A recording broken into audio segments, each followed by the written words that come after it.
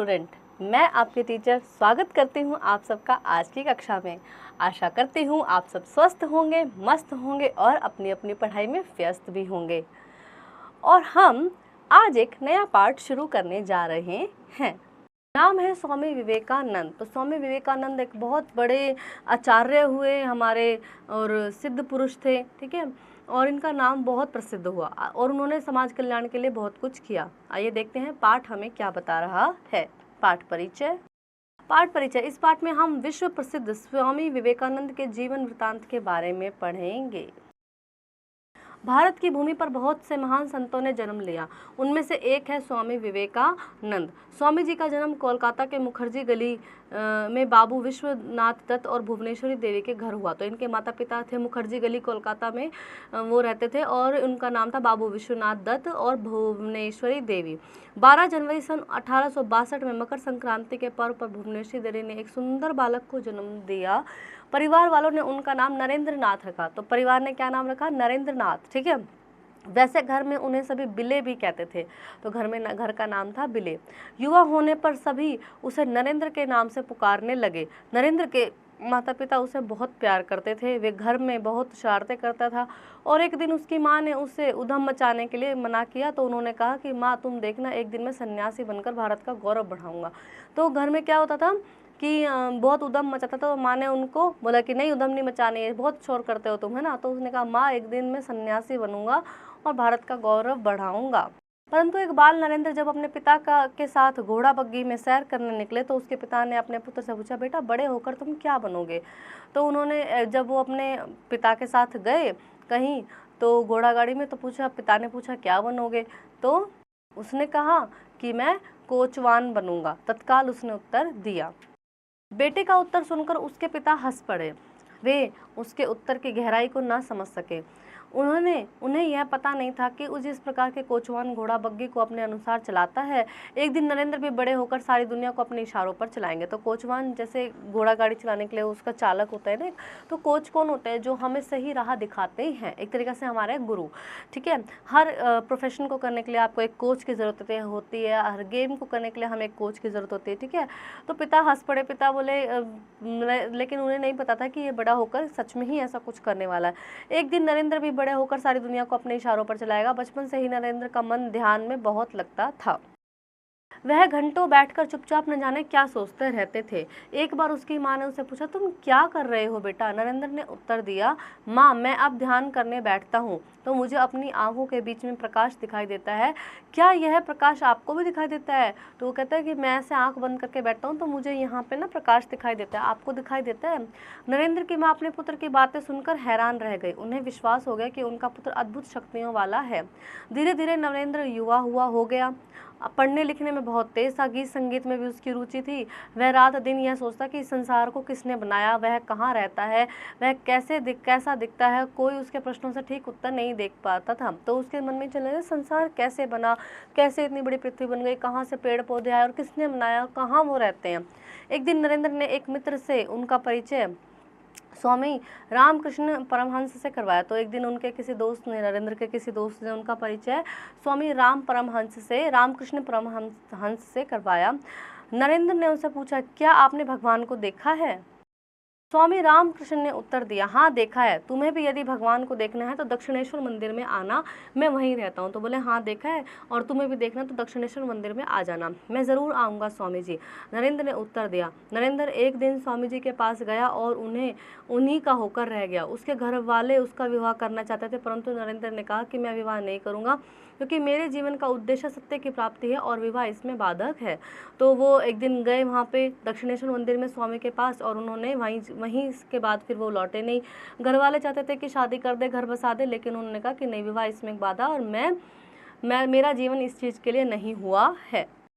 नरेंद्र ने स्वामी रामकृष्ण जी से दीक्षा ली। स्वामी जी ने उनका नाम विवेकानंद रखा। तो स्वामी ने उनका नाम विवेकानंद रखा। मोह माया से मुक्त होकर वह वैरागी बन गए और 15 अगस्त 1886 को स्वामी रामकृष्ण जी के देहांत के बाद स्वामी विवेकानंद अपने गुरु स्वामी रामकृष्ण परमहंस के उपदेशों का प्रचार करने लगे। तो गुरु की मृत्यु के बाद जो है वो स्वामी विवेकानंद उनके जो सिखाए हुए जो भी सिद्धांत हैं उनका प्रचार करने लगे। उन्होंने संपूर्ण भारत की पैदल यात्रा की और लोगों के दुख दर्द दर्द दूर करने की में उनकी मदद की। वे माँ काली के परम भक्त थे। गुरु द्वारा उन्हें ज्ञान प्राप्त हो चुका था।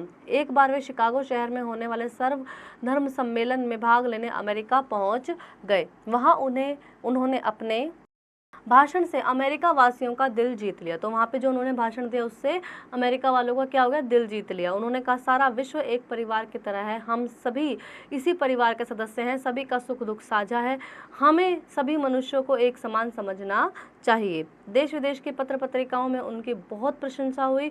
कुछ लोगों ने अपने स्वार्थ के कारण उनका विरोध भी किया, पर वह अधिक दिन तक न चल सका। 15 जनवरी सन 1857 में देश विदेश में भारत का परचम लहराकर भारत वापस लौट गए। तो 1907 में वो वापस आए। भारत लौटने पर उनका भव्य स्वागत किया गया। भारत पहुंचकर स्वामी जी ने मातृभूमि को मिट्टी को अपने मस्तक पर लगाया। तो अपने देश की उन्होंने कैसे गौरव को बढ़ाया विदेशों में जाकर, और वापस आकर अपनी मातृभूमि को भी माथे पर लगाया।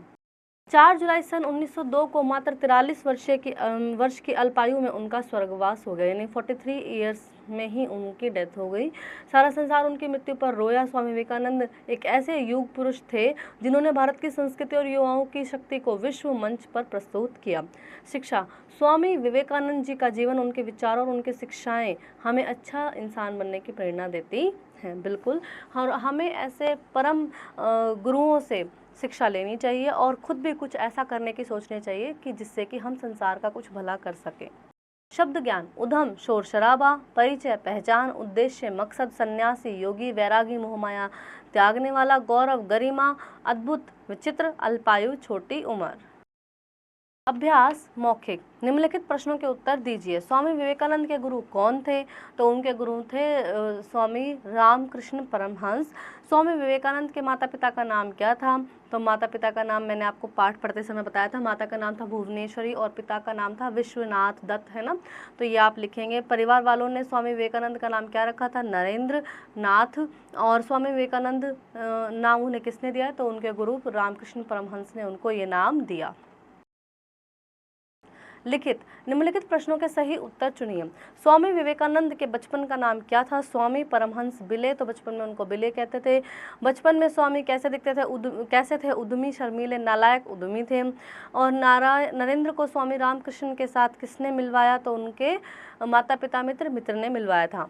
किसने कहा मैं एक दिन सन्यासी बनकर भारत का गौरव बढ़ाऊंगा? ये नरेंद्र ने कहा। बेटा बड़े होकर तुम क्या करोगे? ये पिताजी ने पूछा था। तुम क्या कह रहे हो बेटा? ये उनकी माँ ने बोला था। और तुम्हें यदि भगवान देखना है तो दक्षिणेश्वर मंदिर में आ जाना, तो ये कहा था रामकृष्ण परमहंस जी ने। निम्नलिखित प्रश्नों के उत्तर लिखिए। बचपन में नरेंद्र कैसा बच्चा था? तो बचपन में नरेंद्र जो थे वो काफ़ी शरारती, नटखट और उद्यमी टाइप के बच्चे थे। स्वामी विवेकानंद ने विवाह से क्यों इनकार किया? कौन से भाषण से स्वामी ने अमेरिका वासियों का दिल जीत लिया? नरेंद्र के मन में बचपन में कैसे सवाल आते थे? तो ये आप पाठ से ढूंढकर लिखेंगे। मूल्य आधारित प्रश्न। स्वामी विवेकानंद के जीवन से हमने क्या सीखा? तो उनके जीवन से हमने सीखा कि किस तरह से हम जब कुछ सोच लेते हैं, कई सारी शिक्षाएं उनके जीवन से हमें देखने को मिलते हैं कि सोचने से ही हम कुछ बड़ा कर पाते हैं। पहले हमें यहाँ सोचना पड़ता है, तब हम उसके लिए एक्शन ले पाते हैं। और हम अपने देश का गौरव कैसे बढ़ा सकते हैं, और एक विदेश में बिल्कुल अलग देश, अलग बोली, अलग भाषा में जाकर भी अपने देश का परचम लहराना है, तो हमें स्वामी विवेकानंद का साथ, उनके सानिध्य में रहना होगा। भाषा ज्ञान। काल का अर्थ होता है समय। हर काम के करने का एक समय होता है। काल 3 तरह के होते हैं। भूतकाल यानी जो बीत चुका है, बीता हुआ समय जैसे मैंने खाना खा लिया, वर्तमान चल रहा है, मैं खाना खा रही हूँ, और भविष्यकाल आने वाला समय जैसे मैं खाना खाऊंगा। तो इन्हें हमें जो सेंटेंस हमें दिए हैं नेक्स्ट, उनको हमें भूत, भविष्य और वर्तमान में बदलना है। दिए गए वाक्यों को काल पहचान कर लिखे। वह बहुत शरारत करता था, तो था आ गया, तो यानी पहले की बात हो रही है, पास्ट की, तो ये हो गया भूतकाल, है ना। तुम बड़े होकर क्या बनोगे? तो ये हो गया वर्तमान काल। वर्तमान में पूछ रहे हैं तुम बड़े होकर क्या बनोगे, नहीं, ये भविष्य काल का होगा कि भविष्य के लिए पूछ रहे हैं, ठीक है। मैं नहीं, मैं ज़रूर आऊँगा, तो ये हो गया भविष्य काल। और मैं वचन दे रहा हूँ, ये हो गया वर्तमान काल। दिए गए संयुक्त और द्वित्व वर्णों से शब्द बनाइए। तो देखो यहाँ पे द्वित्व व्यंजन दिए और कुछ संयुक्त भी दिए हैं, जैसे षष्ठ, तो संतुष्ट हो गया, ठीक है, इससे आप बना सकते हैं। लल लाइक वल्लभ है ना, तो वल्लभ बना सकते हैं। स्म स्थ स्थान आप स्थ से बना सकते हैं। मम तो मम्मी बना सकते हैं। और ख्याति, ठीक है। तो बाकी बचे हुए आप करेंगे होमवर्क में। दिए गए शब्दों में जितने शब्द बना सकते हैं लिखिए। लगता से आप क्या क्या शब्द बना, जितने शब्द बना सकते हैं लिखिए। तो जितने आप लगता से शब्द बना सकते हैं ना, जैसे लगता, गलता, गलता, ठीक है। और तालग, या फिर जैसे आप इनको घुमा फिरा के शब्द बना सकते हैं वो आप बनाएंगे। तरह में आप लिख सकते हैं रहत, ठीक है। जो आप बना सकते हैं इनको घुमा फिरा के वो बनाएंगे। सहज में और खुश दिल में, आप इसको दिल खुश भी कर सकते हैं, उल्टा भी हो जाएगा, ठीक है। दिए गए शब्दों का क्रम सही करके वाक्यों को शुद्ध रूप में लिखिए। तो हमें यहाँ पे इनका सही क्रम लिखना है।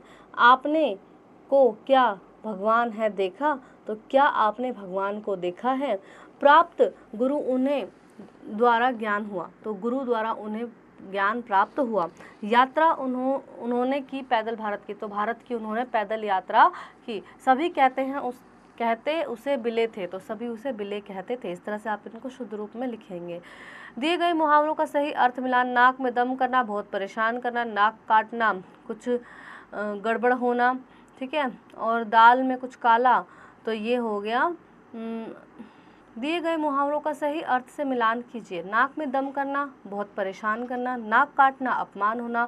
दाल में कुछ काला, कुछ गड़बड़ होना। और आंखों का तारा, बहुत प्यारा। रचनात्मक कार्य। इंटरनेट से स्वामी विवेकानंद जी की कोई भी 2 शिक्षाओं का स्लोगन चार्ट पेपर पर बनाइए। तो उनके जो स्लोगन थे वो आप चार्ट पेपर पर बनाएंगे। बातचीत करो। क्या आपके मन में भी कोई ऐसे प्रश्न हैं जिनका उत्तर आपके पास नहीं है। ऐसे ही प्रश्नों को कक्षा में बताइए और उनके उत्तर खोजने की कोशिश कीजिए। जैसे स्वामी विवेकानंद के मन में था ना कि हमने क्या भगवान है, किसने देखा है, कहाँ रहते हैं, वो कैसे दिखते हैं ना, तो ऐसे ही अगर आपके मन में कोई प्रश्न है तो आप अपने क्लास में करेंगे डिस्कस। खेल में स्वामी विवेकानंद जी ने आत्मविश्वास, निडरता और सेवा भाव अपनाकर जीवन जीने की शिक्षा दी है। आशा करती हूँ आपको यह पाठ अच्छे से समझ आया होगा और अब आप इसका अभ्यास करेंगे।